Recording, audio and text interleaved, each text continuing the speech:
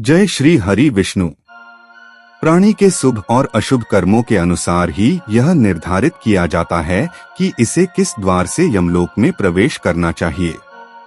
जो पापी व दुराचारी व्यक्ति होते हैं, यमदूत उन्हें यमलोक के दक्षिण द्वार से प्रवेश कराते हैं। यमदूतों के पास से बंधे व्यक्ति को धारदार कोड़े से पीटा जाता है।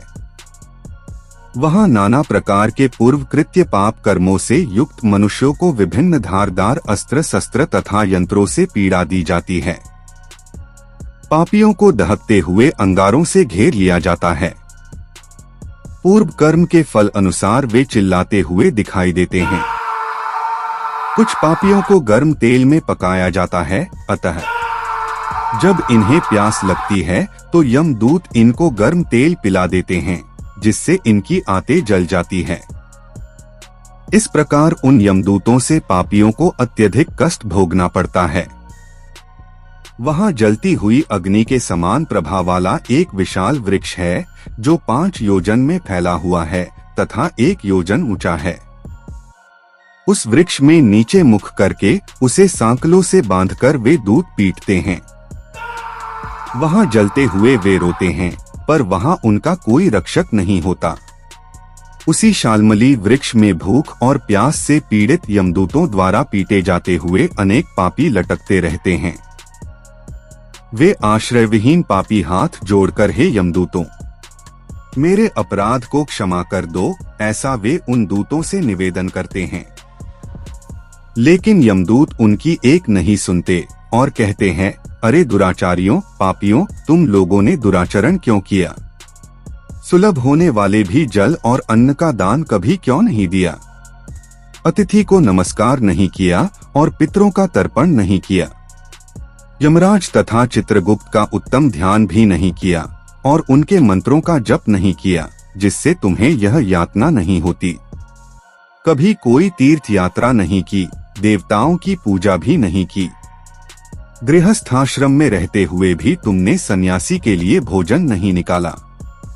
संतों की सेवा की नहीं, इसलिए अब स्वयं किए गए पाप का फल भोगो। चूंकि तुम धर्महीन हो, इसलिए तुम्हें बहुत अधिक पीटा जा रहा है। भगवान हरि ही ईश्वर है, वे ही अपराधियों को क्षमा करने में समर्थ हैं। हम तो उन्हीं की आज्ञा से अपराधियों को दंड देने वाले हैं। सा कहकर वे दूत निर्दयता पूर्वक उन्हें पीटते हैं और उनसे पीटे जाने के कारण वे जलते हुए अंगार के समान नीचे गिर जाते हैं। गिरने से उस शालमली वृक्ष के पत्तों से उनका शरीर कट जाता है। नीचे गिरे हुए उन प्राणियों को कुत्ते खाते हैं और वे रोते हैं। रोते हुए उन पापियों के मुख में यमदूत धूल भर देते हैं तथा कुछ पापियों को विविध पाशों से बांधकर मुदगरों से पीटते हैं। कुछ पापी आरे से लकड़ी की भांति 2 टुकड़ों में किए जाते हैं और कुछ भूमि पर गिराकर कुल्हाड़ी से खंड खंड किए जाते हैं। किन्हीं पापियों को मतवाले हाथी के सम्मुख रास्ते में फेंक दिया जाता है, किन्हीं को हाथ और पैर बांधकर अधोमुख लटकाया जाता है, किन्हीं को कुएं में फेंका जाता है, किन्हीं को पर्वतों से गिराया जाता है, कुछ दूसरे कीड़ों से युक्त कुंडों में डुबो दिए जाते हैं, जहां वे कीड़ों के द्वारा व्यथित होते हैं। कुछ पापी वज्र के समान चोंच वाले बड़े बड़े कौओं, गीधों और मांसभोजी पक्षियों द्वारा नेत्र में और मुख में चोंचों से आघात करके नोचे जाते हैं। कुछ दूसरे पापियों से ऋण को वापस करने की प्रार्थना करते हुए कहते हैं, मेरा धन दो, मेरा धन दो। यमलोक में मैंने तुम्हें देख लिया है, मेरा धन तुम ही ने लिया है। नरक में इस प्रकार विवाद करते हुए पापियों के अंगों से सरसियों द्वारा मांस नोचकर यमदूत उन्हें देते हैं। इस प्रकार उन पापियों को समय प्रताड़ित करके यम की आज्ञा से यमदूत खींचकर तामिस्त्र आदि घोर नरकों में फेंक देते हैं। उस वृक्ष के समीप में ही बहुत दुखों से परिपूर्ण नरक है, जिनमें प्राप्त होने वाले महान दुखों का वर्णन वाणी से नहीं किया जा सकता। हे आकाशचारिन गरुड़, नरकों की संख्या 84 लाख है। उनमें से अत्यंत भयंकर और प्रमुख नरकों की संख्या 21 है।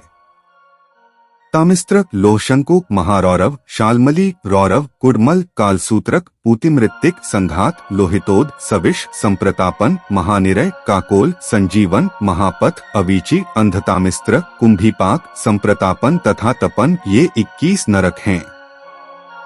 अनेक प्रकार के पापों का फल इनमें प्राप्त होता।